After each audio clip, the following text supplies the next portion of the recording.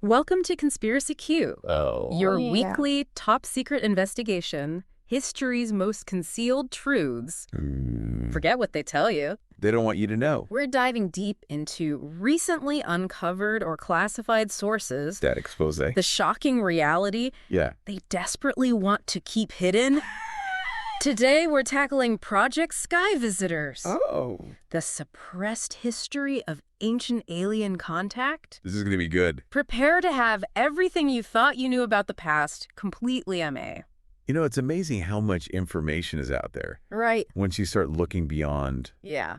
the official narrative. The things that they teach in schools and Exactly. what we see in textbooks. And the museums, Right. the carefully curated presentations. Mm-hmm. But then you find these documents, Yeah. these reports, Mm. these analyses that paint a completely different picture. It's like they're trying to hide something. Well, why else would they suppress this information? I know, right? Why else would they go through so much trouble to keep this stuff under wraps? So today, Project Sky Visitors. we're going to dive into That's right. the idea that ancient alien contact Has been systematically concealed. has been happening. And the evidence is right there in front of us. Yeah. If you know where to look. So let's start with something big. Okay, I like big. The impossible engineering feats of the ancient world. Like, The pyramids. the pyramids. Great Pyramid of Giza. One of the most iconic structures on Earth. Yeah. A complete mystery. Well, according to these recently uncovered documents, What did I say? they raise some serious questions Oh, yeah. about how it was actually built. Yeah, because the standard explanation, Copper tools and ramps and... thousands of slaves. All right. It just doesn't add up. It doesn't. I mean, think about it. Okay, I'm thinking. 2.3 million stone blocks. Each one weighing an average of 2.5 tons. Some even larger. And they're perfectly fitted together. With incredible precision. Like a giant jigsaw puzzle. Exactly. And aligned to true north with. With an accuracy of Wait for it. 3/60th of a degree. That's insane. It is. How could they possibly achieve that with copper chisels and ropes? It's just not possible. And where's the evidence for all the tools and the labor? Right. Where are the massive copper mines? Where are the millions of rope fibers? The logistical records? It's like this massive project barely left a trace. Almost like it was dropped from the sky. Well, some of these sources suggest Go on. that maybe it wasn't copper tools and ropes at all. Interesting. They talk about the possibility of more advanced technologies, Like what? like sonic drills. Sonic drills. Yeah. To cut and shape the stone. Mm-hmm. That's fascinating. And even Don't tell me. anti-gravity. Anti-gravity. Yeah. To move those massive blocks. It sounds crazy, right? It does, but But if you look at the evidence, yeah, the evidence is pretty compelling. and it's not just the pyramids. Right. We see similar anomalies all over the world. Okay, give me an example. Pumapunku in Bolivia. Pumapuku. High in the Andes Mountains, Okay. these incredible H blocks. Made of Diorite and andesite. diorite. That's super hard stone. Incredibly hard. And they're perfectly shaped. perfect right angles. Smooth surfaces. Interlocking joints. Like they were made with a machine. And yet the mainstream explanation is Oh, I know this one. primitive tools and patient pounding. Patient pounding. That's what they say. That's ludicrous. I know, right? It's like, come on. Diorite. And some of these alternative history texts suggest These are they say. that maybe these blocks were prefabricated. Prefabricated. Yeah, like they were made in a factory. A factory in ancient Bolivia. Well, maybe not a factory as we know it, Okay. but some kind of advanced molding technique. Using technology that we've lost Or that we haven't even rediscovered yet. That's a mind-blowing thought. It is. So we've got pyramids that seem to defy the laws of physics. And precisely cut stone blocks in Bolivia. What else you got? Stonehenge. Ah, Stonehenge. The mystery on the Salisbury Plain. You've got these massive sarsen stones Some weighing up to 50 tons. transported over 20 miles. From who knows where? Well, we know where they came from, Oh, right. but how did they move them? That's the question. And then you've got the blue stones Several tons each. hauled all the way from Wales, Over 150 miles. across land and water. For what? That's the big mystery, isn't it? It is. Because the standard explanation. A simple temple for religious ceremonies. It just doesn't seem to justify the effort. Not even close. I mean, think about the logistics, The planning, the manpower. the resources. It's mind-boggling. And some of these fringe science articles propose Uh-oh, what kind of fringe science are we talking about? that maybe Stonehenge wasn't just a temple. Okay, so what was it? They suggest it might have been something more, More like what? like a giant energy conductor. An energy conductor. For what kind of energy? They don't really say. Okay. Or maybe a navigational device. A navigational device. Yeah. For who? For them. Them. The aliens. Of course, the aliens. Or maybe even Don't tell me. a landing site marker. A landing site marker. Visible from space. Exactly. That's wild, It is. but kind of cool. I know, right? So we've got pyramids that seem to defy gravity. We've got precisely cut stones in Bolivia. We've got a giant energy conductor, navigational device, or landing site marker in England. And to top it all off, Oh, there's more. Sacsayhuaman Sacsayhuaman. in Peru. Where's that? High in the Andes. Okay, another high-altitude mystery. You've got these enormous polygonal stones. Polygonal? They're like multi-sided. Okay. Some of them weighing over 100 tons. 100 tons. Fitted together without any mortar. No mortar. None. How do they stay together? It's unbelievable. So how do they do it? Well, the mainstream explanation is I bet I can guess. scribing and pounding. Scribing and pounding. Seriously. Hooray. Stones that weigh 100 tons. They say they just slowly chipped away at them until they fit perfectly. That sounds incredibly tedious and time-consuming. And incredibly improbable. Yeah, improbable is a good word for it. But some of these researchers propose Uh-oh. What do they propose? that maybe the ancient builders used Advanced technology. some kind of technology that we no longer understand To manipulate the stones. to soften them To mold them into shapes. and to fit them together so precisely.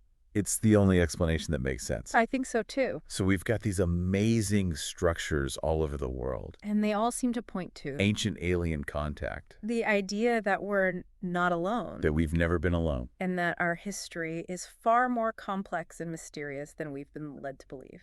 It's a fascinating possibility, isn't it? It is. So where do we go from here?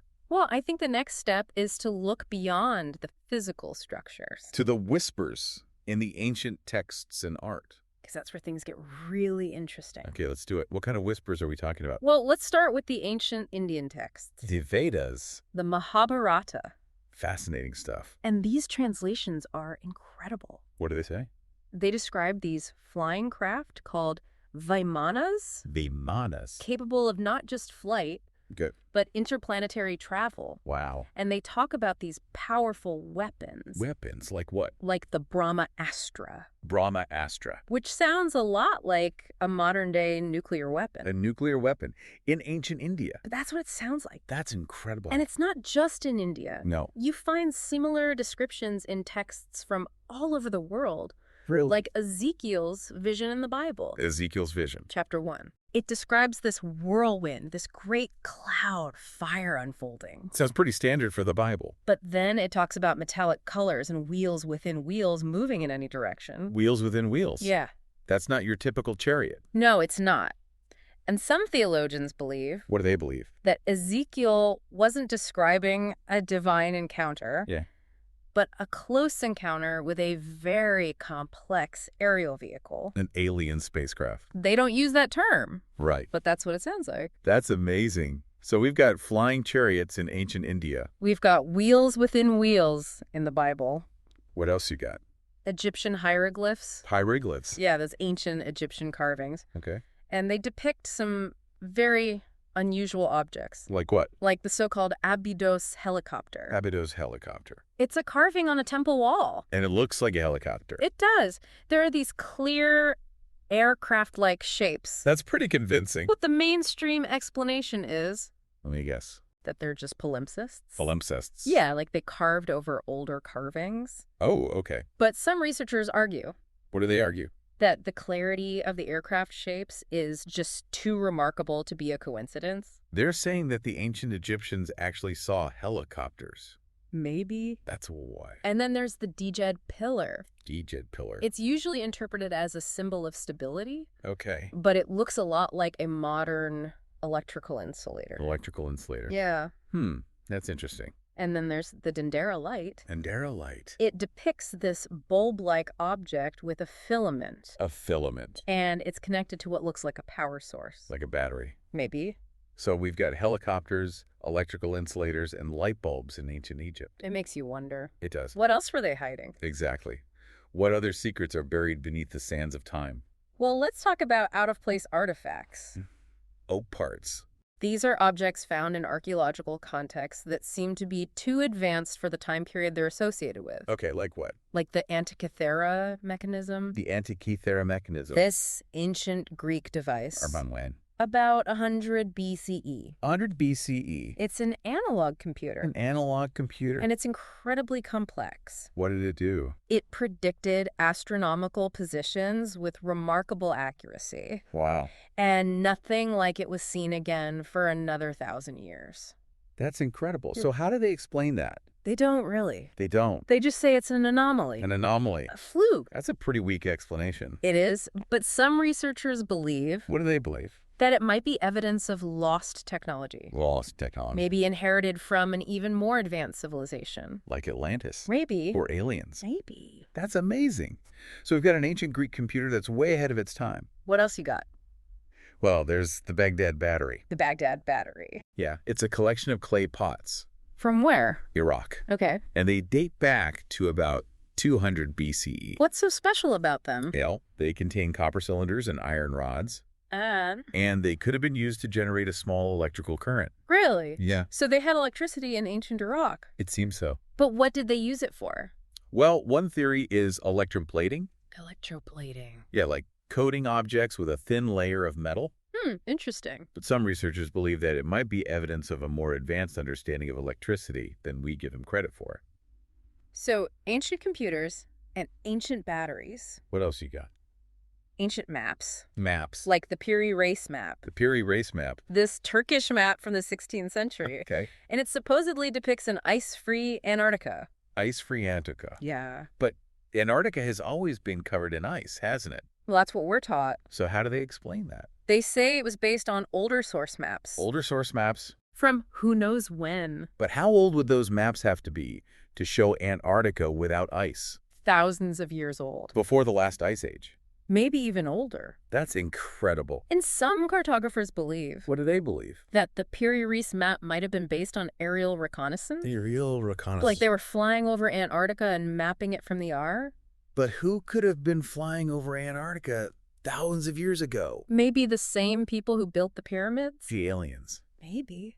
It's all starting to make sense now. It is, isn't it? So we've got ancient computers, Ancient batteries. ancient maps. And a whole lot of unanswered questions. Seems like the more we learn. The less we know. Exactly.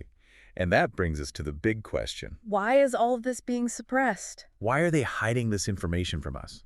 Well, some researchers believe it's because it challenges the established narrative. The mainstream view of history. The idea that we're the pinnacle of human evolution. That we're the most advanced civilization that's ever existed. But what if we're not? What if we're just the latest in a long line of intelligent species on this planet? What if the ancients knew more than we give them credit for? What if they had help? From somewhere else. It's a scary thought, isn't it? It is. To think that we've been lied to for so long. That our history has been rewritten. That the truth has been hidden from us. But why? That's the question we need to answer. And I think the answer lies in the evidence. The evidence that we've been uncovering. The evidence that they've been trying to suppress. The evidence that points to a far more complex and mysterious past than we ever imagined. A past that includes ancient alien contact. A past that we need to rediscover. So keep digging. Keep asking questions. And don't believe everything you're told. Because the truth is out there. Rate and follow Conspiracy Q to uncover more shocking truths. Join us next week for another top secret investigation.